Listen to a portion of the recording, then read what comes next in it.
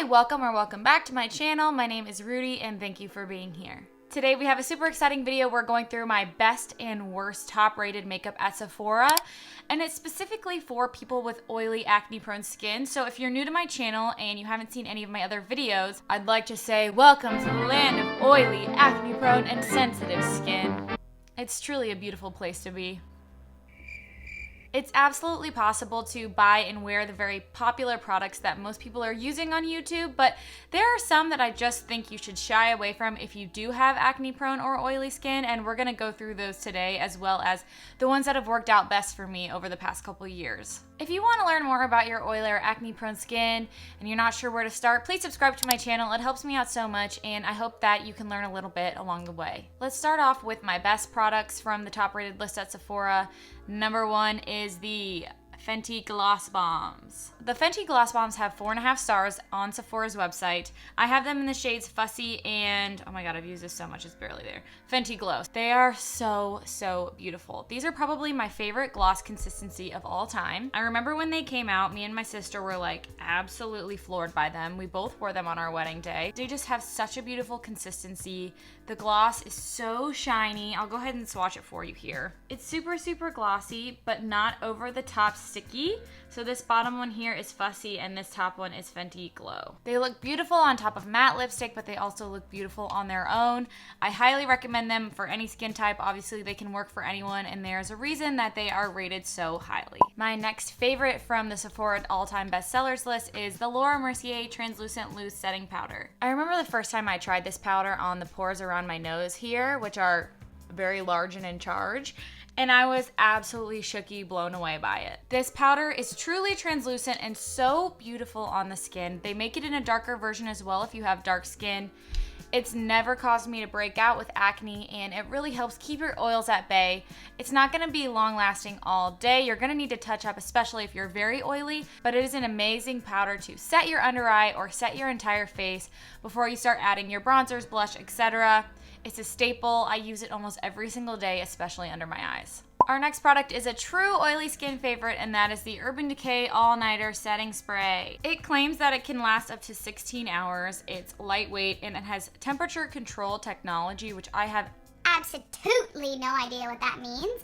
But I do know that it has 4.5 stars on Sephora's website. I do not use setting sprays very often because I just don't think they're a good idea for acne prone skin. And if you're curious about how I set my face without using a setting spray, I'll link a video up above of some oily skin hacks that I use. But when I do need to set my face, the all-nighter spray is absolutely my number one choice. I highly recommend it, especially if you have like a big event that you're going to. This setting spray is going to keep your makeup in place and keep you looking beautiful for photos. I don't recommend it for daily wear, but I love it very much. Sorry about the lighting change. It's like cloudy, then sunny, then cloudy outside, and there's also like a dust storm happening, and you know what we're at 2020. The next product we're going to talk about also has 4.5 stars, and I have rave reviews for it in past videos, and that is the NARS Soft Matte Complete Concealer. This is a very thick pot concealer that I use mostly to cover blemishes or red spots or any hyperpigmentation that I might have, especially if I'm wanting to do a more full coverage look.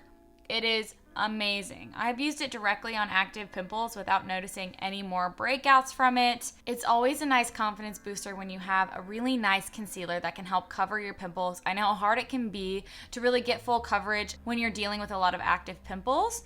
So I highly recommend this pot concealer. This concealer was also an absolute godsend when I was going through an acne purge while on the prescription strength Retin-A tretinoin.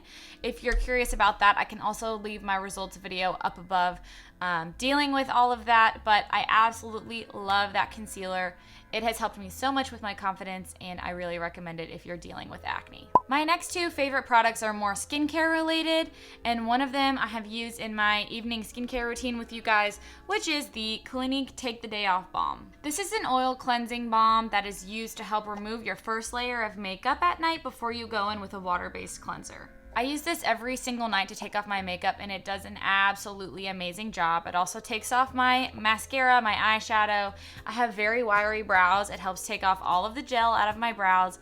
I absolutely love it. It's also fragrance free, and if you have sensitive skin, it can be difficult to find products that are fragrance free that are not sensitizing to your skin. And I can tell you for a fact that I have never had any more sensitivity from that product. It takes off all of my makeup and really allows your water-based cleanser to clean your skin instead of trying to remove makeup residue. A newer product to me that has been a favorite for the past year is the Isle of Paradise Dark Self-Tanning Drops for the face and the body. The Isle of Paradise drops are vegan, cruelty-free, and organic. It does have a pretty strong scent, but I feel like most self-tanners do have a scent to it. I don't know if it's to cover up something, but I can tell you that this has been the best way for me to self-tan without getting in the sun, especially in the summer if you want to have more of a bronzed look. This is a 4-star product, and I would say it's 5 stars for me. I first bought the medium color, and I'm using dark now because I prefer to use less drops in my moisturizer than having more drops to try and get a darker color.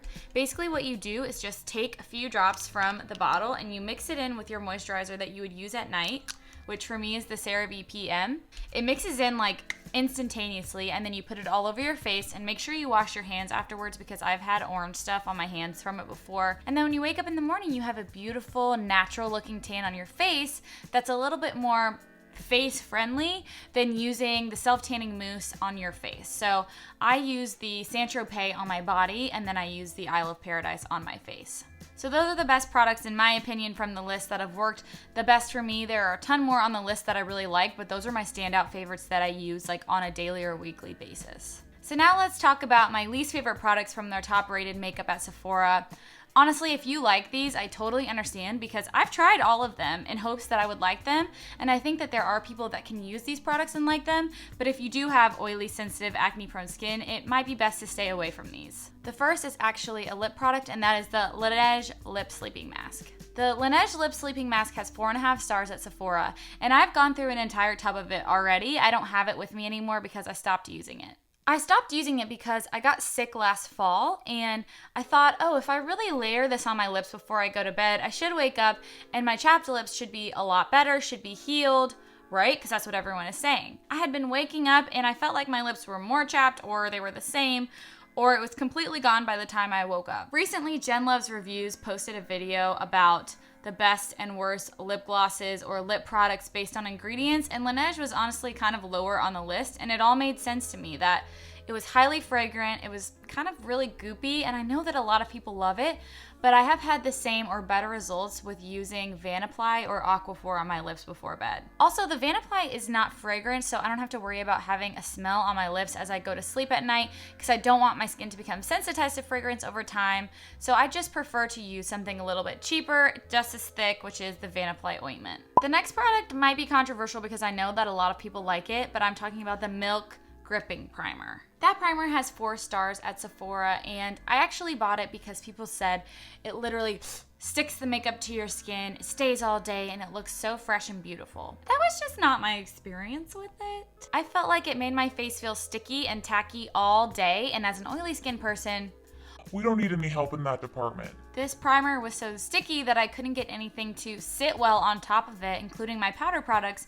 And as an oily person, you know, especially in the summer, I'm using the Mercier powder to really keep my skin and my oils at bay. I think this primer is better suited for someone with dry skin who wants to have a more dewy effect or who maybe doesn't set with powder products, but personally, it was not my favorite. The next 2 products we're going to talk about are foundation type products, and the first one is the Bareminerals Tinted Broad Spectrum. It's a BB cream and it has 4 stars on Sephora's website. When I was dealing with major acne in the past, and I actually went through a bout of perioral dermatitis around my mouth. If you're interested and you want to know the story, let me know because I can make a whole video about it. But when I was going through those really bad skin issues, I decided to start using Bareminerals because everyone says that it's, you know, the best for people who are going through acne. And while I do agree in some instances, when I was using this liquid BB cream, it was actually making things look worse. One of the biggest problems I had with it was that I could not find a color to match my skin for my life. It felt like everything was super gray and it was just kind of sliding around on my skin. When you have redness due to acne, you really need something that's going to help cover up that color and not expose the redness underneath. I felt like no matter what I used, a brush or a beauty blender, that there were streaks from that BB cream, which then makes it harder to cover with powder.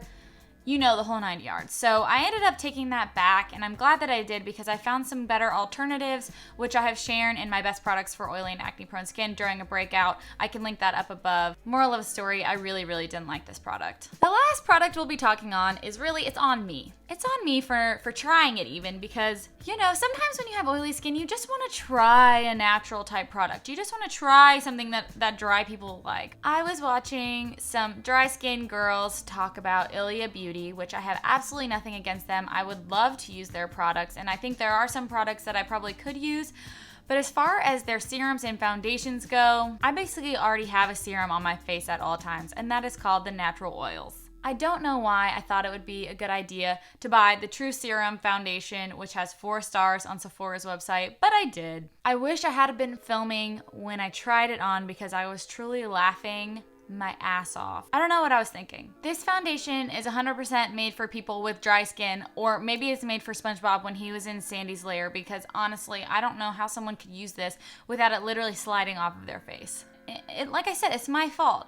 I should have known better that type of product is not made for someone like me. I think there are ways for us to achieve the look of dewy skin, of healthy, vibrant skin, without using the products that are claimed to be dewy, radiant, etc., because you and I both know that ain't gonna last. I have found over the years a lot of techniques on how to make your skin look dewy and radiant but long lasting when you have oily skin, and I'm happy to make a video on that. Let me know if you're interested down below. It sounded cute.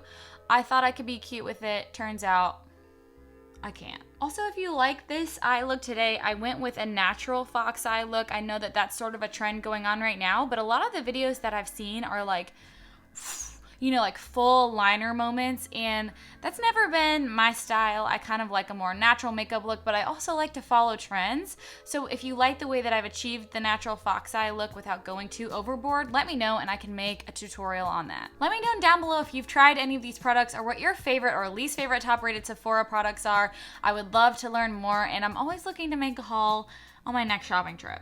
This has inspired me to go see the Just Arrived section on Sephora's website, so I'm gonna go do that now. I will see you guys in the next video. Bye.